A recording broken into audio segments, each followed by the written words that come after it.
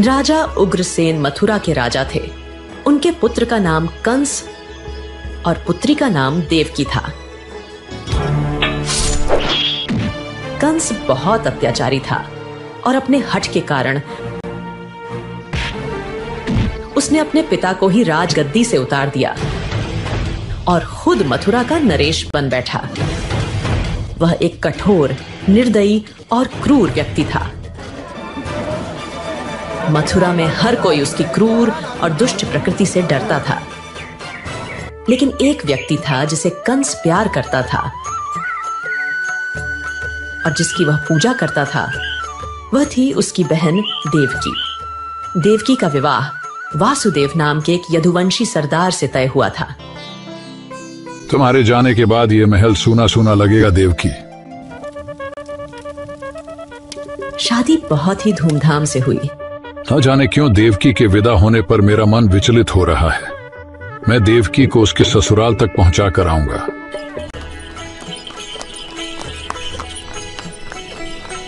विवाह के बाद कंस अपनी प्यारी बहन देवकी और बहनोई वासुदेव को उसके ससुराल पहुंचाने जा रहा था। जब वे रास्ते में थे, तभी अचानक आकाशवाणी हुई। हो क्रूर कंस, तू क्यों इतना खुश है? सावधान, जिस बहन को तू इतना प्यार करता है, उसी के गर्भ से जन्म लेने वाला 8वां पुत्र तेरी मृत्यु का कारण बनेगा। देवकी का पुत्र मेरे मृत्यु का कारण कैसे बन सकता है? यदि ऐसा है तो मैं देवकी का ही वध कर देता हूँ। आकाशवाणी सुनकर कंस अपनी बहन देवकी को मारने के लिए आगे बढ़ा। मैं इसे मार डालूंगा, इससे पहले कि वह 8वां पुत्र जन्म ले। कंस, तुम नहीं समझते कि तुम कौन सा पाप करने जा रहे हो? तुम्हारी प्यारी बहन को उसके विवाह के दिन मारना अन्याय है, महापाप है। अगर तुम देवकी को छोड़ दोगे तो मैं तुम्हें वचन देता हूं कि हमसे जन्मे हर बच्चे को मैं स्वयं तुम्हें सौंप दूंगा। मेरा विश्वास करो। ठीक है, मैं देवकी को छोड़ दूंगा, लेकिन मैं यह निश्चित करूंगा कि तुम अपना किया हुआ वादा निभाओ।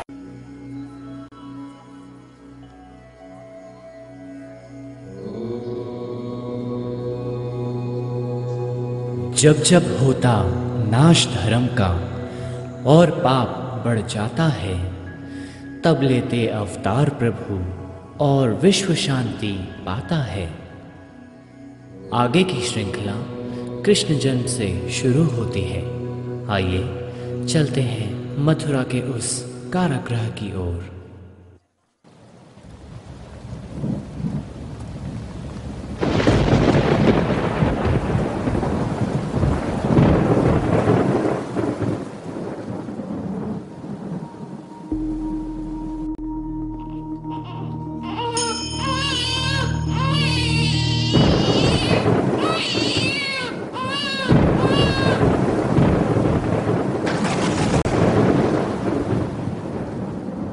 कृष्ण पक्ष की अष्टमी अर्धरात्रि बुधवार, कारागृह में कंस के भयो कृष्ण अवतार, भयो कृष्ण अवतार।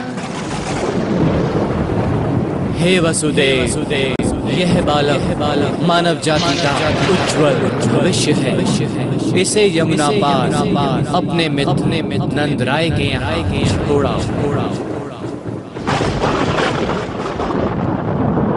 स्वामी, आप कैसे जाओगे? इन हथकड़ियों और पहरेदारों का क्या करोगे? देवी, मैं कौन होता हूँ कुछ करने वाला? जिसने ये कहा है वह अपने आप देखेगा।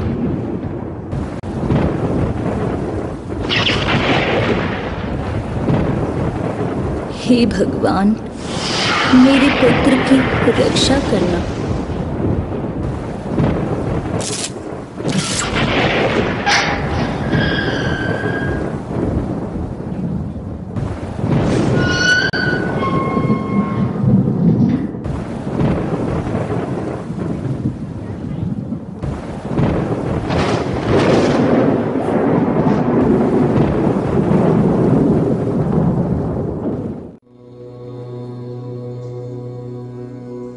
अब वासुदेव गोकुल में नंदराय के घर कृष्ण को छोड़कर उनकी नवजात पुत्री को अपने साथ लेकर आते हैं। वहाँ गोकुल में सभी को खबर हो जाती है कि हमारे मुखिया नंदराय जी के घर पुत्र ने जन्म लिया है। इस जन्मोत्सव के अवसर को गोकुल निवासी हर्षोल्लास के साथ मना रहे हैं।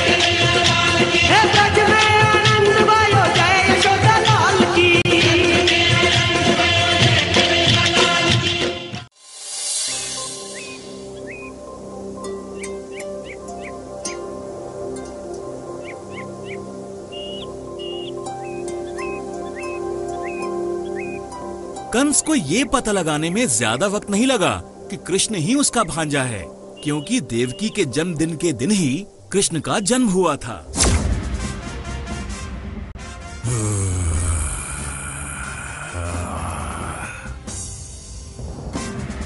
पूतना!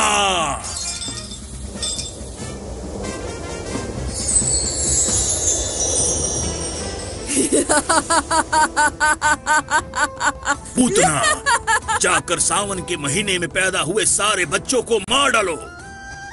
जो आज्ञा महाराज। हाँ।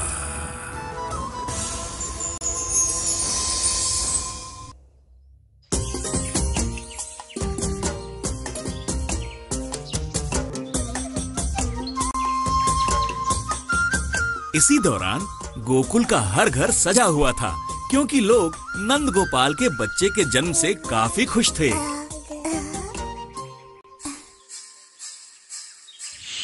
पूतना ने कृष्ण के जन्म के बारे में सुना और उसे मारने के लिए निकल पड़ी।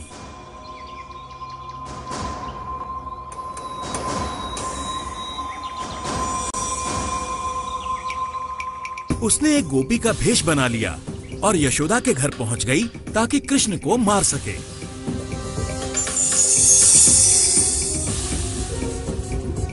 यशोदा, यशोदा, क्या चाहिए तुम्हें? कुछ नहीं, मैं बस तुम्हारे बेटे कृष्ण को देखने आई हूँ। ओह, वो तो वहाँ पालने में खेल रहा है।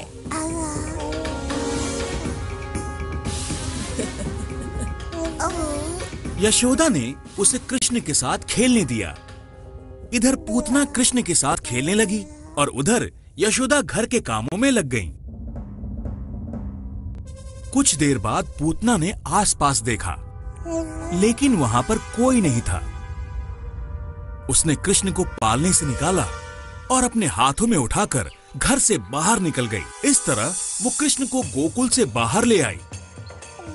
वो अपना जहरीला दूध पिलाकर कृष्ण को मारना चाहती थी, तो उसे इतना दर्द हुआ कि राक्षसी जोर जोर से चिल्लाने लगी। छोड़ दो मुझे, छोड़ दो मुझे। उसने अपने आप को कृष्ण से छुड़ाने की बहुत कोशिश की, लेकिन छुड़ा नहीं पाई। फिर वो जोर से चिल्लाकर जमीन पर गिर गई। यशोदा ने देखा कि कृष्ण अपने पालने में नहीं है। यशोदा भी गांव वालों के साथ भागे भागे वहां पहुंची जहां पूतना मरी पड़ी थी।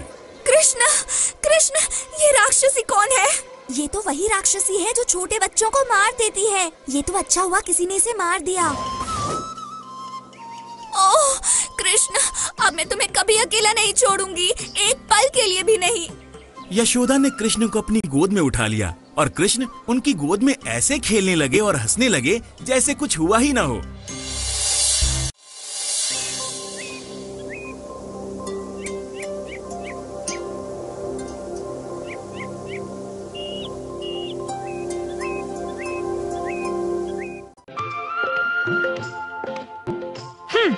देखो, आज फिर से हमारी मटकी टूटी हुई है। यह जरूर उस नटखट कान्हा की ही शरारत है। चलो, आज हम सब जाकर उसकी शिकायत यशोदा मैया से करते हैं। हाँ हाँ, चलो। यशोदा मैया, यशोदा मैया, अरे ओ यशोदा मैया, क्या हुआ? देखो आपके कान्हा ने क्या किया है। आज फिर से उसने हमारी मटकी तोड़ी और सारा माखन चुरा लिया। क्या कान्हा ने माखन चुराया? परंतु वह तो प्रातः काल से यही है। कान्हा, अरे ओ कान्हा। हाँ मैया। क्या तूने इनका माखन चुराया?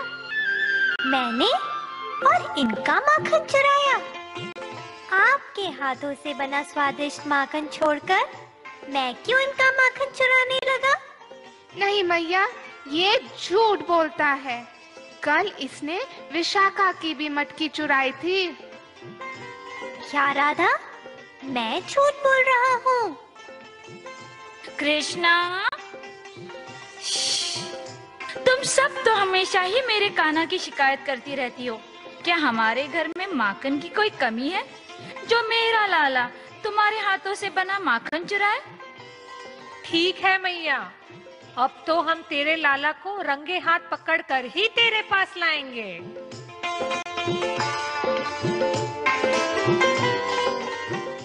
गोकुल धाम ब्रज का वासी कान्हा नंद किशोर, चक चक धूम चक चक, चक चक धूम चक चक।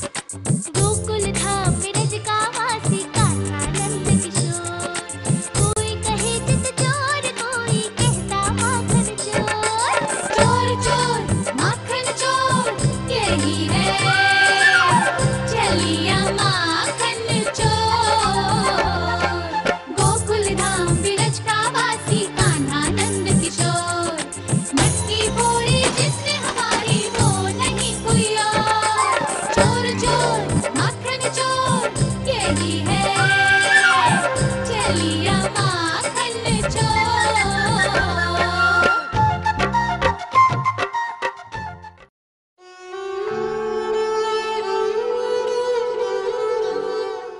भैया, फल ले लो। नहीं लेना अम्मा। बहन, आप ले लो। नहीं चाहिए।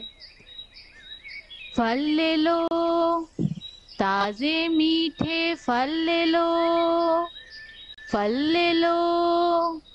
बच्चों, फल ले लो। नहीं चाहिए। बहुत मीठे है, ले लो। नहीं चाहिए अम्मा, बोला ना हमको खेलने दो। फल ले लो, मीठे ताजे फल ले लो, फल ले लो, मीठे ताजे फल ले लो, फल ले लो। कोई नहीं है।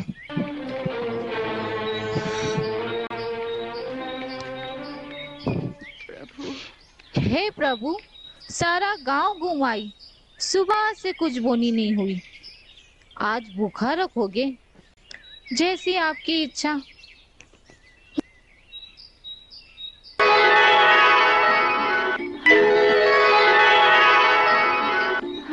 ये फल मीठे हैं क्या? हाँ लल्ला, बहुत मीठे हैं। लोगे? हाँ। कितने? तुम कितने दोगी? जितने फलों का मोल दोगे उतने फल मैं दूंगी। मोल? मोल क्या होता है? मोल नहीं समझता? नहीं। कितने भोले हो लल्ला। किसी से कोई वस्तु लेने पर उसे कुछ देना होता है, उसी को मोल कहते हैं। जैसे धन, धन? धन कौन सी वस्तु होती है? इस नाम की तो कोई वस्तु मेरे पास नहीं है। तुझे नहीं मालूम? जा तेरी मैया से लेकर आ। मैया तो यमुना जी में स्नान को गई है। घर में थोड़ा अनाज है? हाँ है ना, बहुत सारा अनाज है। तो जा वही लेके आ, वही मेरा मोल होगा। वाले तू कैसी है? मेरी मैया तो मुझे इतनी वस्तु देती है, कोई मोल नहीं लेती। हाँ? ने कितना माखन देती है, बदले में कोई मोल नहीं लेती, केवल इतना ही कहती, हमारी गोद में बैठकर हमें भी मैया कह दो, तो मैं तुम्हारी गोद में बैठकर तुम्हें भी मैया कह दूं, तो फल दोगी? ना भोला है रे। लो बैठ गया। तू तो मुझे कोई जादूगर लगता है। तेरे जैसा मोल तो मुझे जीवन में कोई नहीं देगा। ले ले लल्ला, कितने फल चाहिए? मुझे तो सारे चाहिए। सारे? अच्छा ले ले। तू चिंता मत कर माँ, मैं तुझे भी बहुत सारा अनाज भी लाकर देता हूँ। अब अनाज की कोई आवश्यकता नहीं लल्ला, तूने जो मुझे दे दिया वो बहुत है मेरे लिए, बहुत है, बहुत है।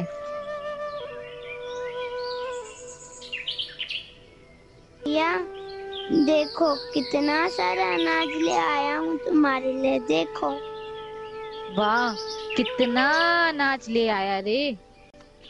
भरकर लाया था माँ, रास्ते में सारा गिर गया, केवल इतना ही बचा।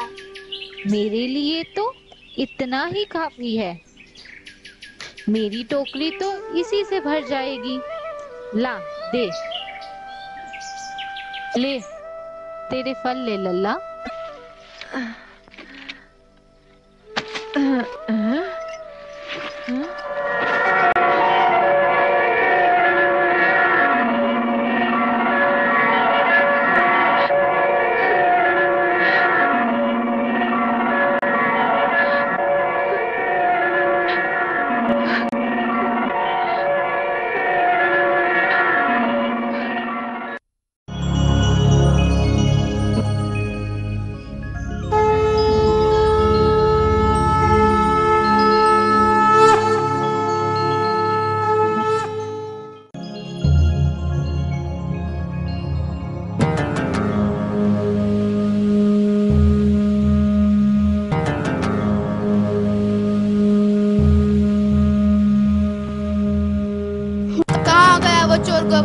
उस तरफ गया होगा, पकड़ो उसे।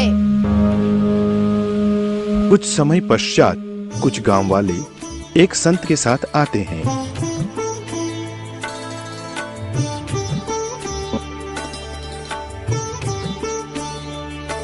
भगवान कृष्ण के बारे में मैं क्या बताऊं? वह बहुत ही सुंदर बालक के रूप में वृंदावन में रहते हैं। उनका रंग श्याम वर्ण है और उनके गले में चिंतामणि हीरो की माला है। हाथों में हीरो मोतियों के कंगन है।